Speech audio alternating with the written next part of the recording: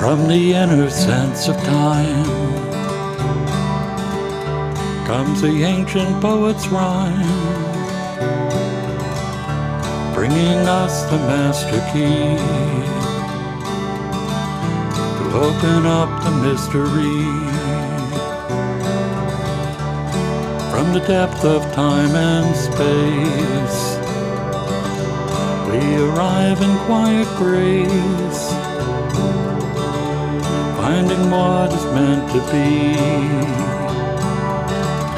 as we explore the mystery, pouring forth from days gone by.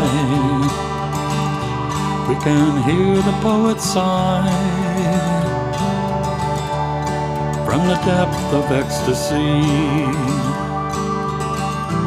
moving into mystery.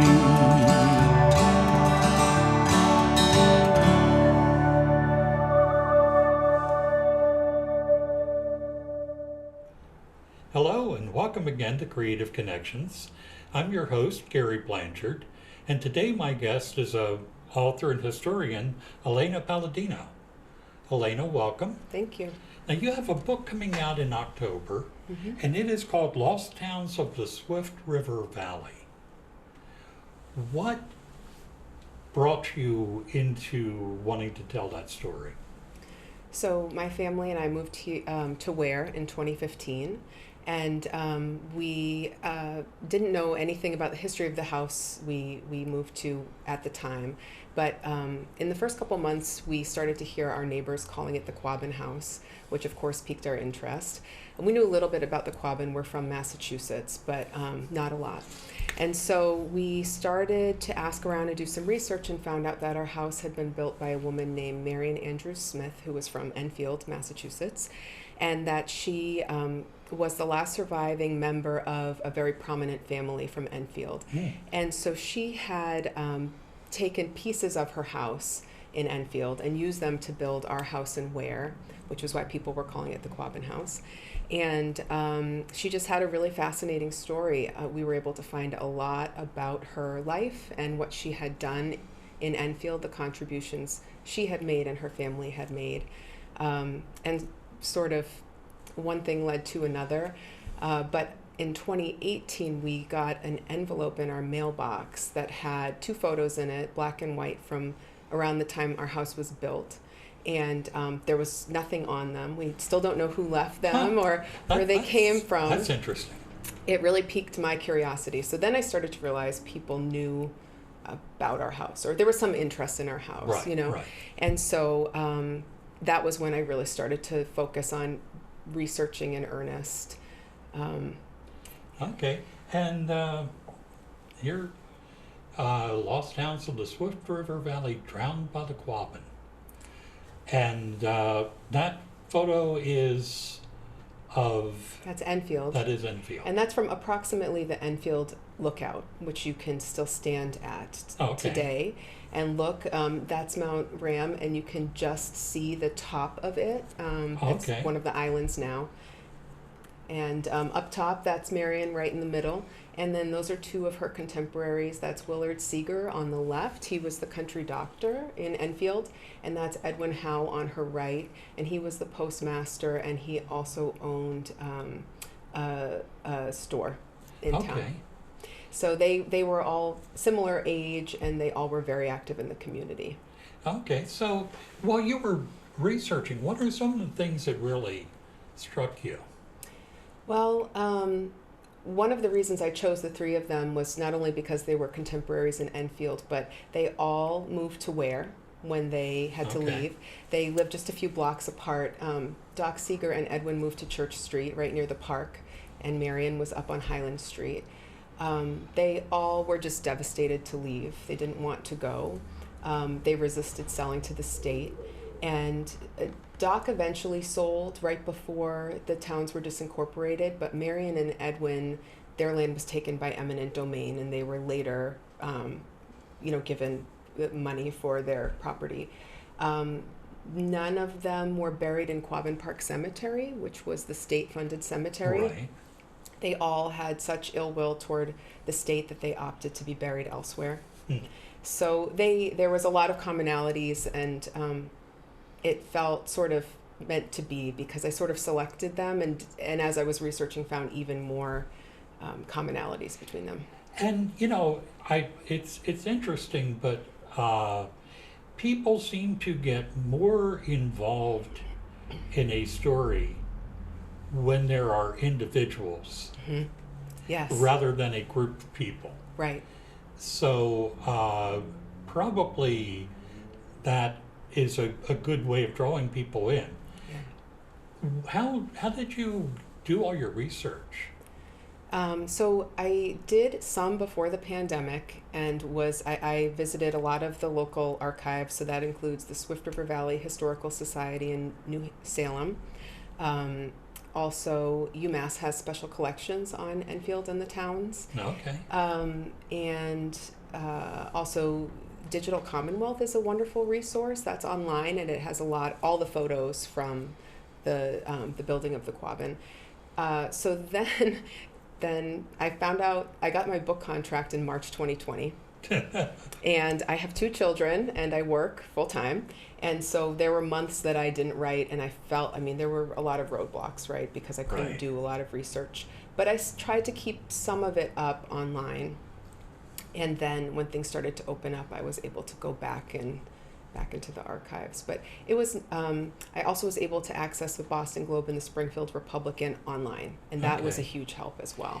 Yeah, and particularly, that was a rough time to try to be doing research because you couldn't go into places. And that's one of those cases where the internet really was a boon Yeah. because it did give that ability to connect. So,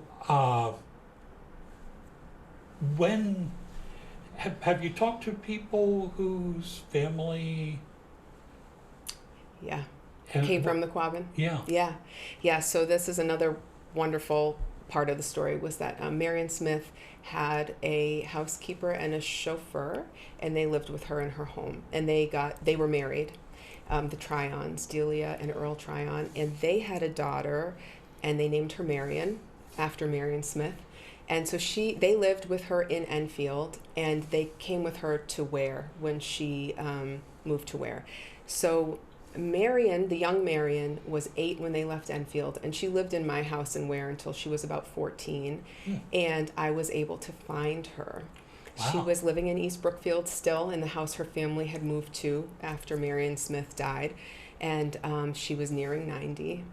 And we had some visits together. We actually visited Marion Smith's grave in Springfield together. Oh, that's nice. And I got to know her. Unfortunately, she passed away in March 2021.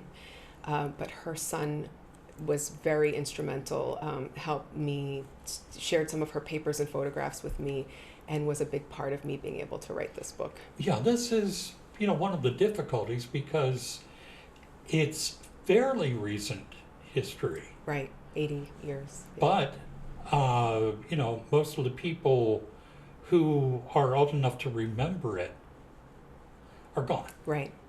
Do you find that, like, the children of people who moved have some of that knowledge and lore?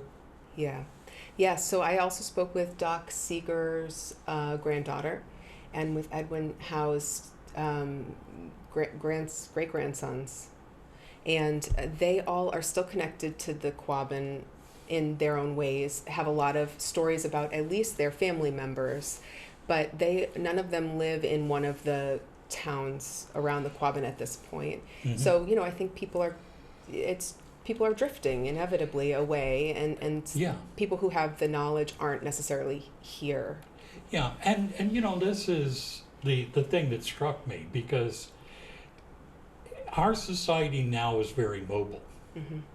But if you go back 80 years, that was still a time when most people did not move too far from where they grew up. Right. Yeah. So, now it doesn't seem to be as much of a problem.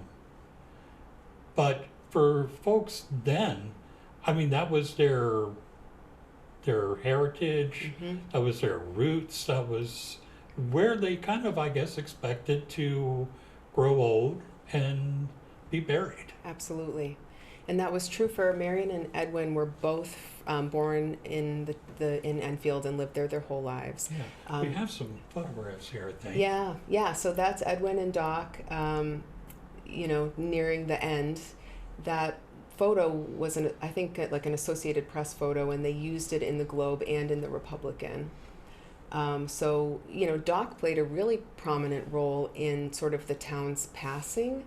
He was there, he presided over the last town meeting, he was the chair of the Board of Selectmen, and he also organized the farewell ball in Enfield, which is pretty well known. He was head of the Firemen's Association, and they would put on these annual balls back in the early 1900s. And so they threw one last ball. He planned it, and then he also held a moment of silence at midnight for when the towns were disincorporated. Yeah, I've seen photos from that, and it's amazing because you see some really well-dressed people. Yeah. And you don't think of small town people Yeah. having that kind of finery. Right.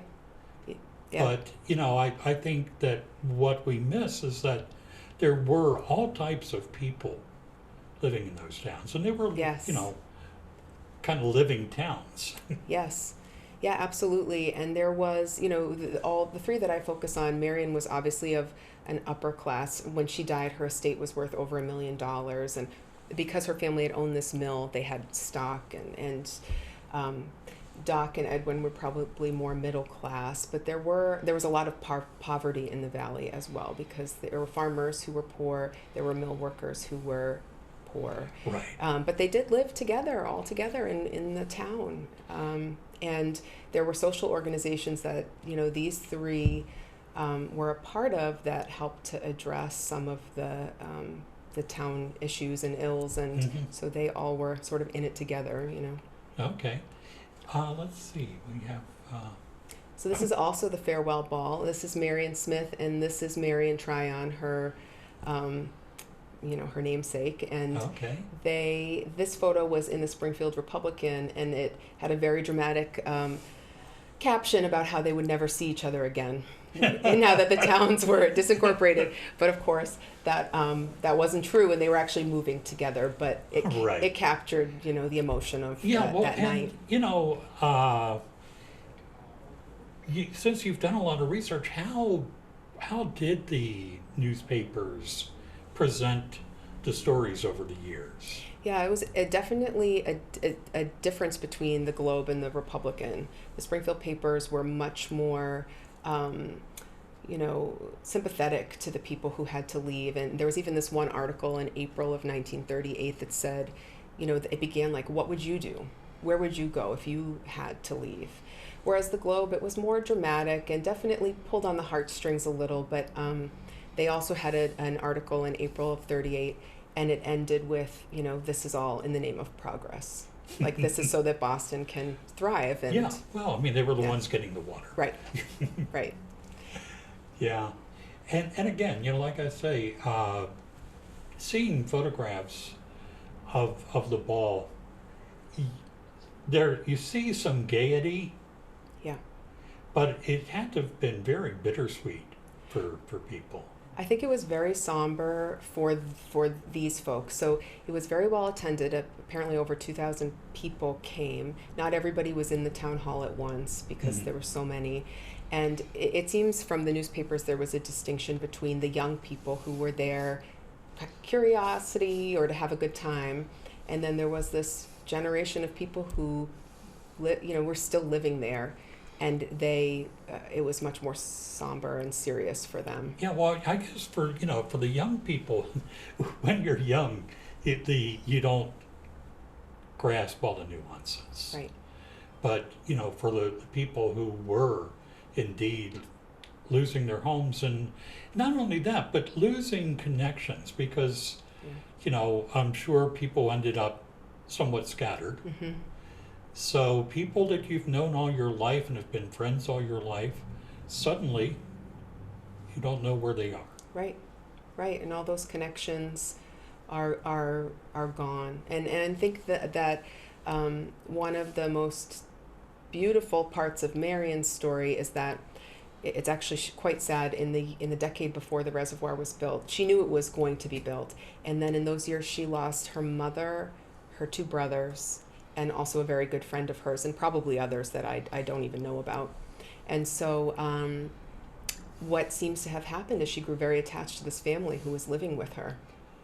They became like family to her, and this young girl called her Nana. And Marion Tryon told me these beautiful stories about how Marion Smith would, take care of her, or when she was sick, when Marion Tryon had pneumonia one winter, Marion Smith brought down her tray of jewels from her safe and let her play with them on her sick bed. And, I think that must have been a comfort for Marion Smith, but she had no one else left. She had no other family left. Yeah, and it sort of talks to how sometimes the differences between people of different classes is so superficial. Mm-hmm. Yes. And it took that and her losing most of her family and kind of her roots, I guess, for her to adopt this family. Right. As her family. Right. Yeah, I think that's true. Let's see. We have one more, this is Marion, the Smith's house in Enfield. Okay. So it was built in the 1890s. It was a Victorian, and she took. There were rumors that she wanted to move the whole house, but wasn't able to do that. And so she took the staircase, which is a large staircase. She took the floors and the trim and all of the doors. Okay. So our house is really interesting because it's a colonial. It's a more modern feel in the house, but it has all these Victorian elements. So, I recognized that when we were looking at the house and didn't understand why. So it was fun to learn. And actually, H.P. Cummings built our house in Ware. They're a builder that's been in Ware for a long time. Okay. And they still had the records, the construction records. Oh, that's great. Yeah.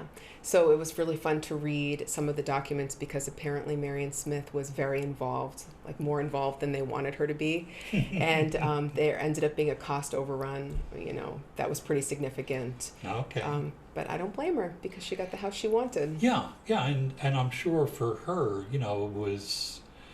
she wanted to probably incorporate as many of those memories as she could. Yeah, I think so. So you, I believe, have a background in English. Mm-hmm. What was it like learning to do all this research, which is kind of more historian than literature? Yeah. I have a master's degree in literary and cultural studies, and I've always been interested in the context around stories. But it was a totally new experience, and it started from a really personal place, and then grew from there. And I've always actually been interested in genealogy and my own family's history. Okay. So I think that there were a lot of similarities there. That's sort of why it was easy for me to start the research. I mean, I even used Ancestry to learn more about Marion's family. Okay. Yeah. Let's see, is there... I think that's it. What? Oh, okay. Yeah, so when people read the book, first of all, the book is coming out in October. That's right. And how will people be able to find the book? So it's already available for pre-order on Amazon and Barnes & Noble and places like that. And it'll be available in stores, hopefully, locally. It's published by the History Press, which is a local and regional history publisher. And so I anticipate it will be in stores around Ware and around the Quabbin. Okay. And, I really do encourage people to pre-order. Yeah. Because there's something wonderful about getting this brand new book. And when you pre-order, you sort of get it a little bit ahead of everyone else. So, and are you planning any kind of events around the publication? Yeah, I hope so. We're still working on that now, but I'm hoping we'll do some things at local libraries um, and I don't know. We'll see what else. We're still all of that's still in the works. But I will definitely be around, and I have a website which is quabbinhouse.com, and I also have an Instagram which is also Quabbin House, and so people can. I will be posting a lot as events are confirmed. Okay, that's great. I think that history is important, Yeah. and local history much more so, because the big events of national history keep in people's minds. Yeah. But the local history is so easily lost. Mm-hmm. Yeah. And, I think that it's so important for students to know that local history. Yeah. I think it's so important for people who are enjoying the wonderful wonders of the Quabbin. Right. To have at least in the back of their mind, yes, this is wonderful, but. Mm-hmm. I agree. I think it's really important to engage with what's around you and to ask questions about where you live and, for example, where does your water come from? I think that's a question everybody should ask.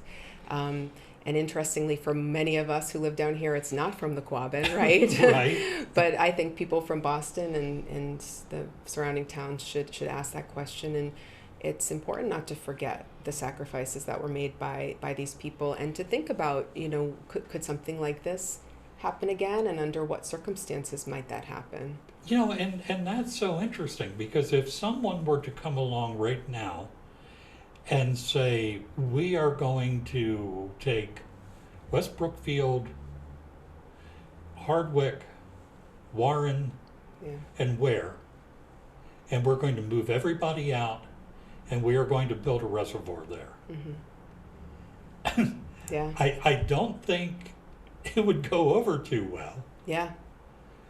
but yet it was only 80 years ago that happened. Right. So And- it's kind of like you just do not know. You don't know. And I think one of the questions that I really wanted to answer is, why didn't the people of the Valley fight more?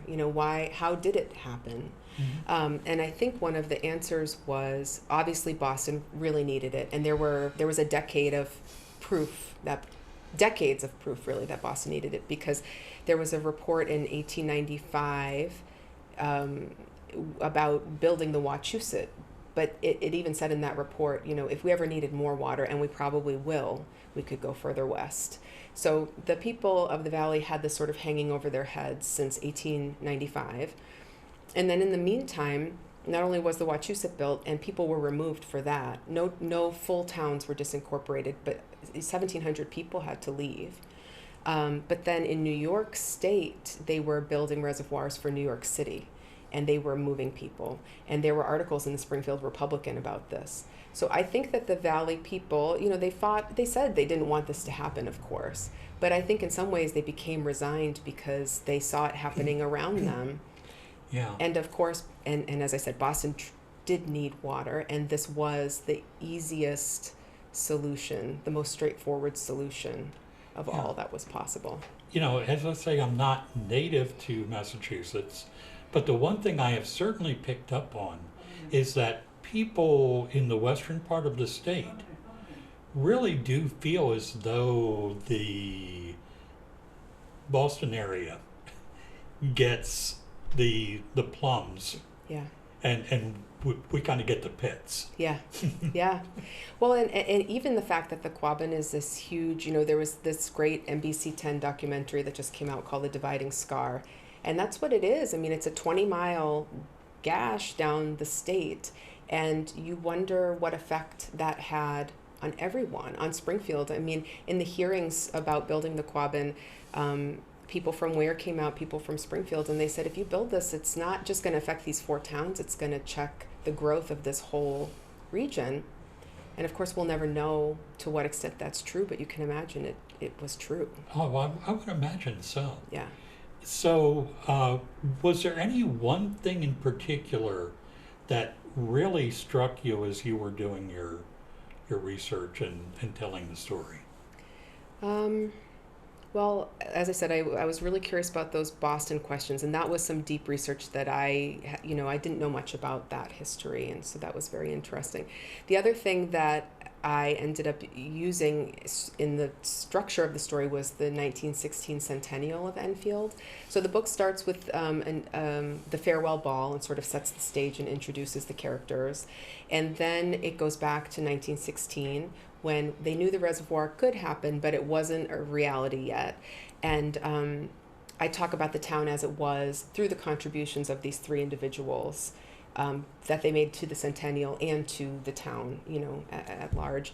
So the book is in three parts. It's the centennial, and then Boston's need for water and how that came to be, and then the destruction of the town in its final decade, and then an epilogue at the end about the three folks who moved to Ware and what happened to them there. Okay. But yeah, it was really fun to learn more about the centennial, which was a huge event for the town, and they had a parade on the final day, and over 8,000 people attended, which it seems huge for a small town like Enfield. Yeah. And it's interesting because I guess I did not realize that was over people's heads that long. Yeah. I figured probably the end of the 1920s or 30s is when it first started, but apparently, people were aware of it and probably worried about it. I think so. I think a lot of people, from what I've read, they thought it wouldn't. It was hard for them to believe it would come to pass, but they knew it was a possibility, or at least that it had been mentioned. And then in 1919, it was taken up again, and from 1919 to 1927, it was debated, and they looked at all they had this proposal, and then they were encouraged to see if filtration was possible or to see if there were any other alternatives. And so it wasn't until 1926-27 that the acts were passed, and it was a reality for people, and then another decade to build right. it. In our divided time, were people in those towns divided about that, or were they pretty much, no, we're not happy about this? I think it was pretty much, no, we're not happy. But what was interesting, and this followed in the same vein as the people of the Wachusett towns, they said, we don't want you to do this, but if you're going to do it, just get it over with. Like, stop prolonging our misery. They called it a living death. Yeah. It was like, just compensate us fairly, make your decision quickly so that we can move on. That was the message that the towns were giving. That's really, such a thing to ponder. Yeah. Elena, I want to thank you so much for coming in, and I'm especially appreciative that you are making this story known. And in a way, I think that will draw people in, because again, people are drawn in when it's particular people more than just a amorphous group. Right. So thank you for telling that story. And I want to thank you all for tuning in, and we'll see you next time on Creative Connections.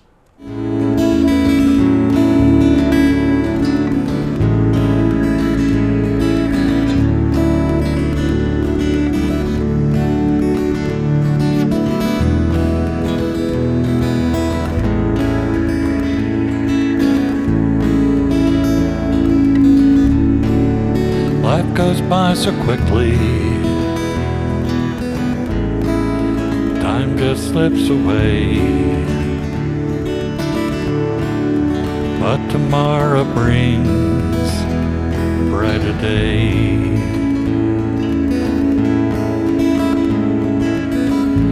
Riding on a shooting star, heading out toward a dream.